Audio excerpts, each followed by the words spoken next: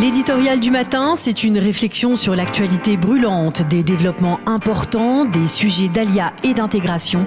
C'est tous les matins sur Studio Kalita.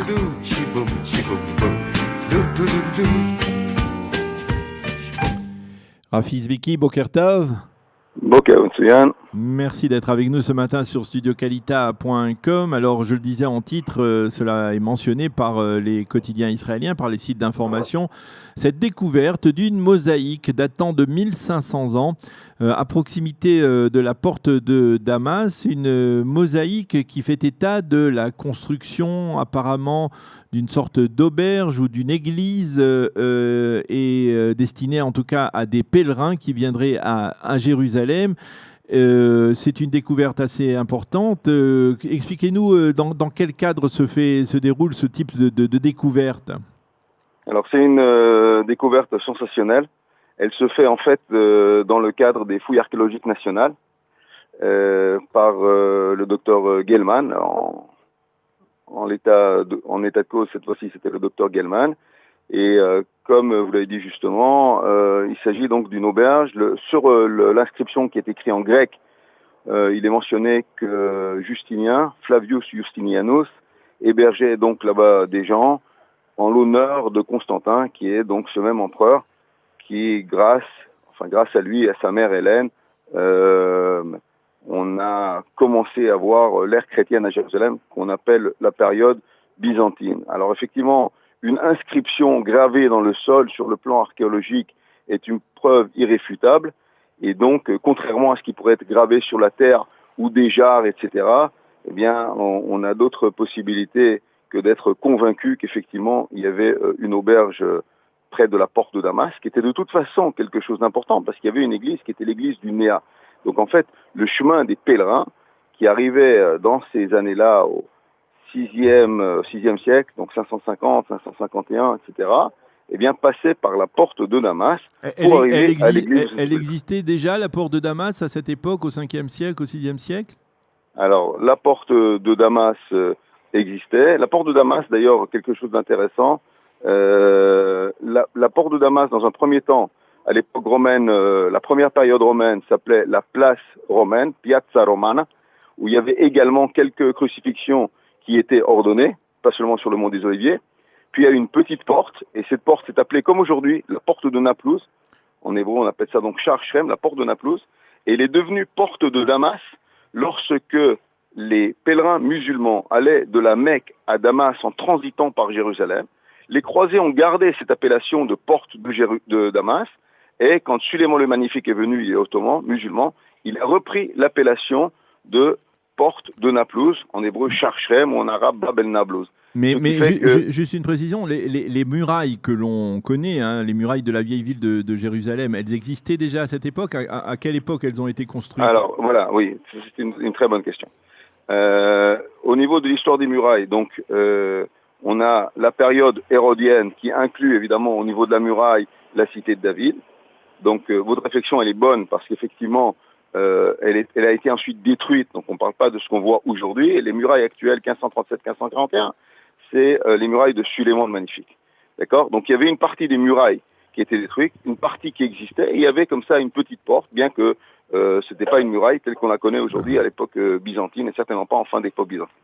Alors, cette découverte, cette mosaïque, d'après ce que j'ai compris, ce n'est pas la première fois que les archéologues découvrent dans cet environnement une telle mosaïque. Apparemment, ils ont même les noms que vous mentionniez. Peut-être ils les avaient déjà trouvés dans d'autres mosaïques qu'ils avaient découvert dans la vieille ville de Jérusalem.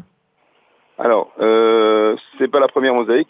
Je pense que la découverte la plus fulgurante est bien entendu la mosaïque qu'on a retrouvée pas à Jérusalem, mais à Madaba ou à Medba, oui, en Jordanie, sur l'autre rive du Jourdain, en face de Jéricho.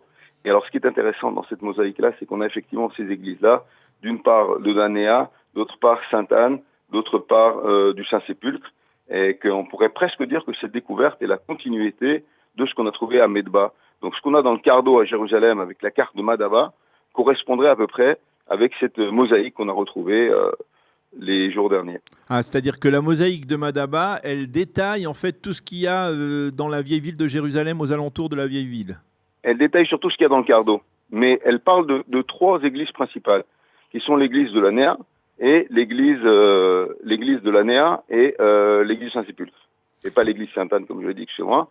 Donc l'église de la Néa et l'église de Saint-Sépulcre. C'était une pratique courante donc de dessiner donc de ces mosaïques, de former ces mosaïques à l'époque, disons aux alentours du 5e siècle. Alors c'est tout à fait byzantin. Donc toutes les mosaïques qu'on trouve, ou pratiquement toutes, sont de l'époque byzantine, dont la plus importante est à l'église de la Nativité à Bethléem. Mais ce qu'on pourrait dire, je le dis pour vous journalistes et peut-être pour autres, la carte de Madaba ou de Medba, ce qui est intéressant, c'est ce qu'on pourrait qualifier de première carte de propagande de Jérusalem.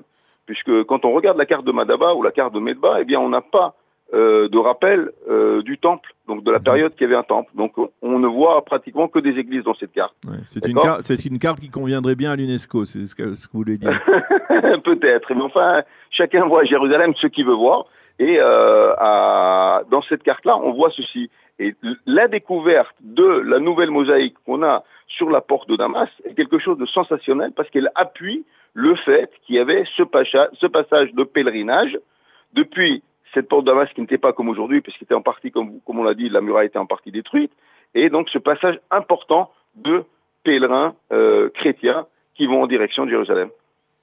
Eh bien, Rafi Itzviki, merci de nous avoir éclairé donc sur cette découverte qui a été annoncée hier après-midi, cette découverte de cette mosaïque assez impressionnante, mentionnant donc l'existence d'une sorte d'église et d'une sorte de gîte qui est destiné donc aux pèlerins chrétiens qui viendraient à Jérusalem. Et merci d'avoir été avec nous ce matin pour nous éclairer sur ce point. Et merci de vous être mobilisés pour nous aider à mieux comprendre donc cette découverte archéologique.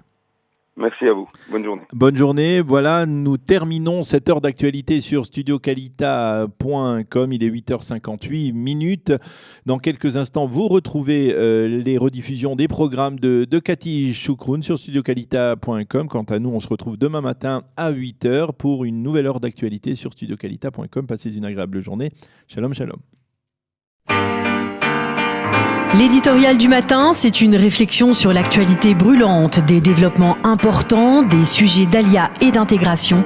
C'est tous les matins sur Studio Calita.